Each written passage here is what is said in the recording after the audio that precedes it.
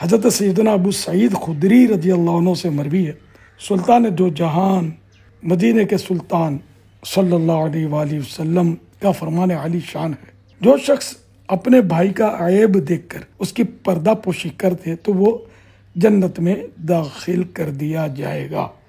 پردہ پوشی کرنا یعنی چھپانا، یہ حدیث پاک یہاں تک تھی، داخل کر دیا جائے گا۔ سبحان اللہ۔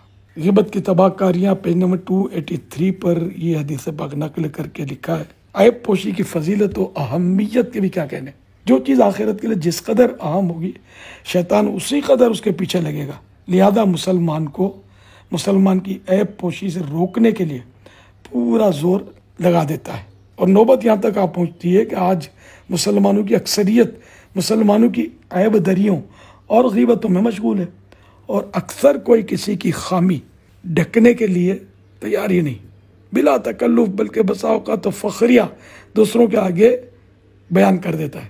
ان میں سے اگر کسی نے کسی کا عیب کبھی چھپا بھی لیا تو بس عارضی طور پر، ٹیمپرری، جو ہی کچھ ناراضی ہوئی کہ جتنے بھی عیب چھپا کر رکھے تھے سب پر سے ایک دم پردہ اٹھا دیتا ہے۔ خوف آخرت ہی جاتا رہا، یقیناً جہنم کی سزا صحیح نہیں جا سکے گی۔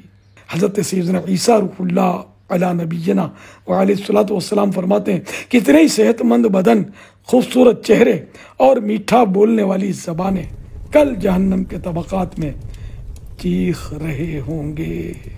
الامان والحفیظ، اللہ پاک عافیت نصیب فرمائے۔ صلو علی الحبیب صلی اللہ علیہ محمد۔